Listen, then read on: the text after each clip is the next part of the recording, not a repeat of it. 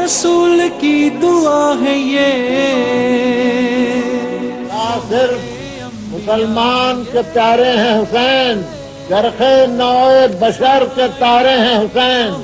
इंसान को बेदार तो हो लेने दो, हर कौम पुकारेगी हमारे हैं हुसैन। हुसैनो मिन्नी व अना मिन्ना।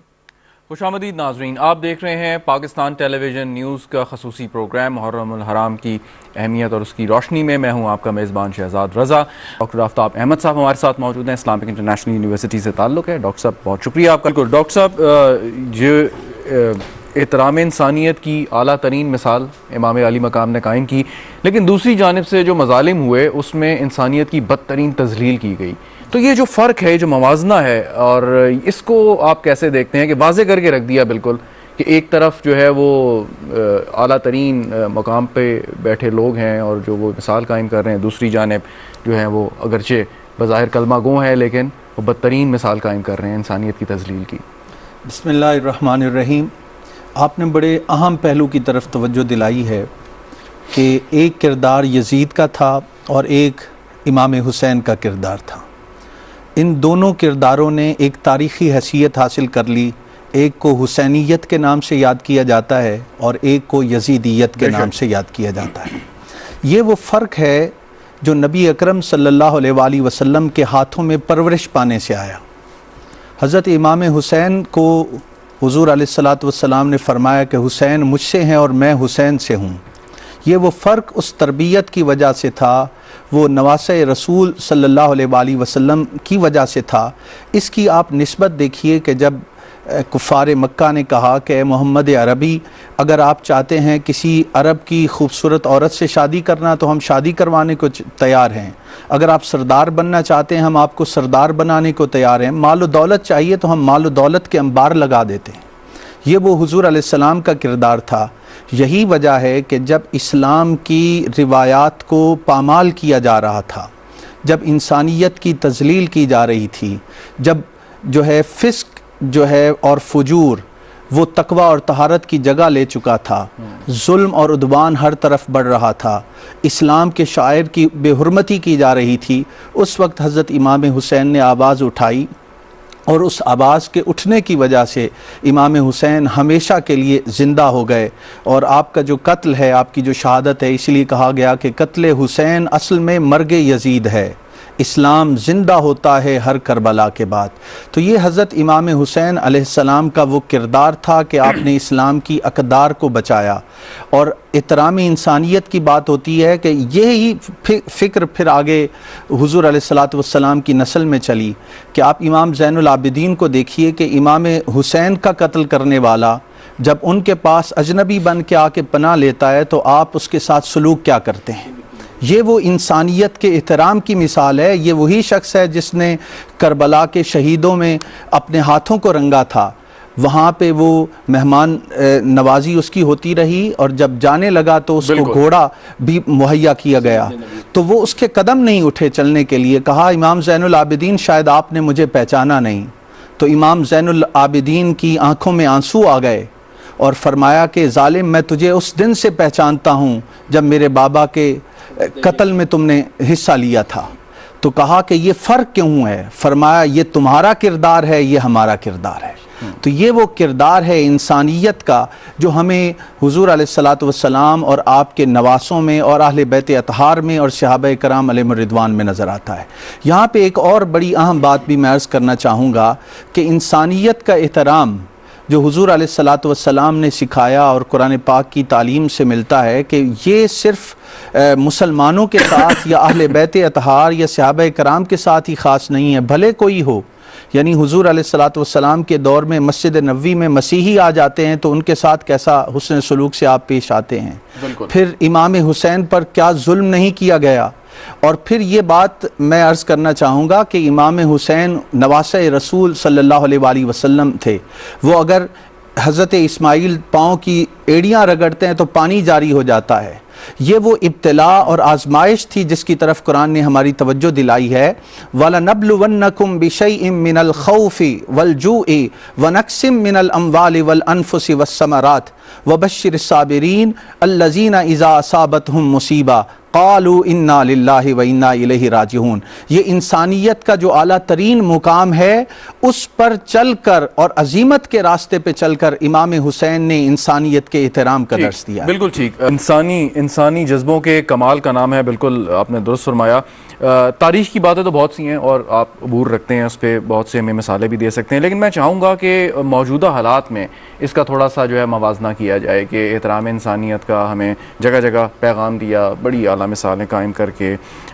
تو آج کل جو ہمارا کنڈکٹ ہے آپ کے خیال میں کیا وہ اس سے کمپیٹیبل ہے, اس سے مطابقت رکھتا ہے, یا اس میں کوئی ہمیں ترمیم کرنے کی ضرورت ہے؟ میرے خیال میں اس میں دو پہلو ہیں جو ہمیں شہادت امام حسین سے اور واقعہ کربلا سے معلوم ہوتے ہیں.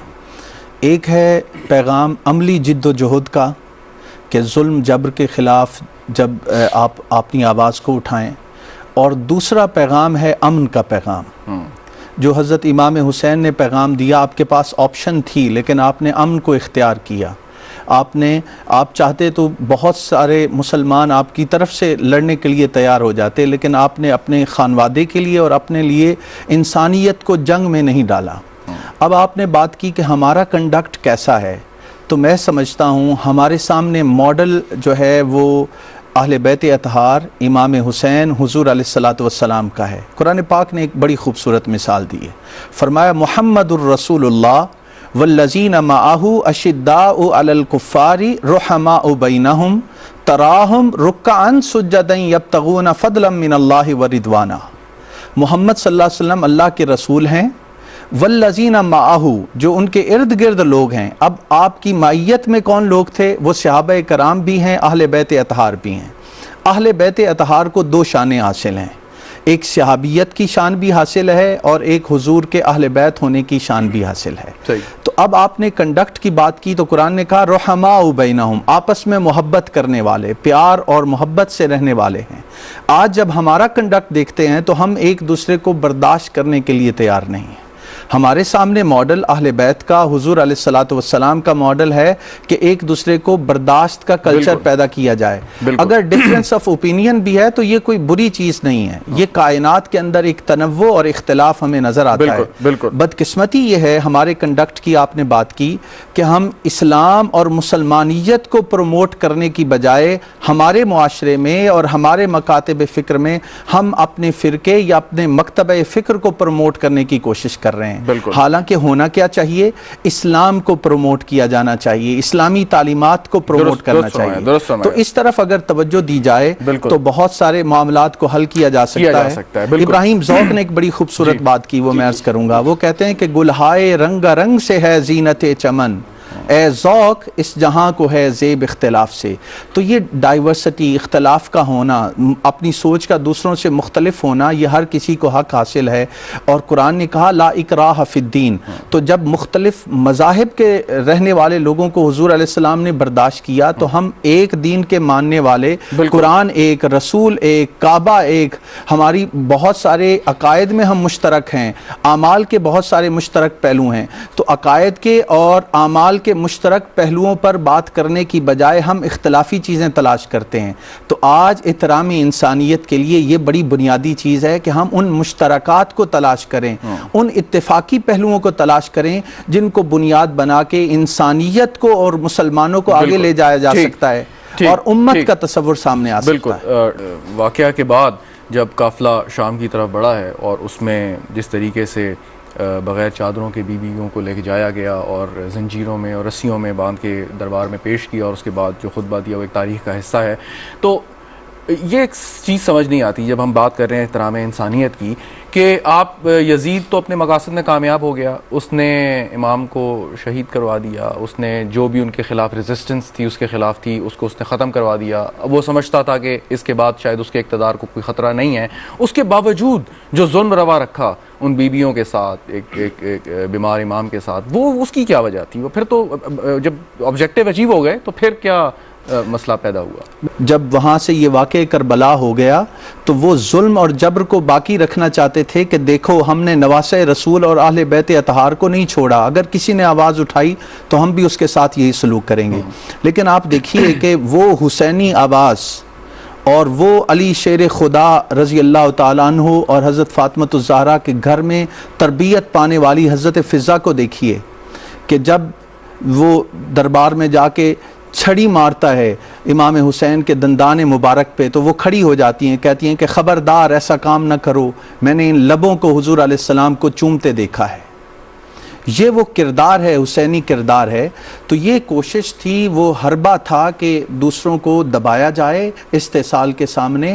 لیکن دیکھیے کہ بظاہر جو ہے مارکہ کربلا میں امام حسین اور آپ کے ساتھ 72 تن شہید ہوتے ہیں، مگر فتح جو ہے امام حسین کی ہے، یزید کو کوئی جانتا نہیں ہے۔ یہ وہی یزید تھا جس نے مسجد نبوی میں گھوڑے باندھے اور وہاں پر 3 دن تک اذان معطل رہی۔ یہ وہی تھا جس نے کعبۃ اللہ پر جو ہے پتھر برسوائے۔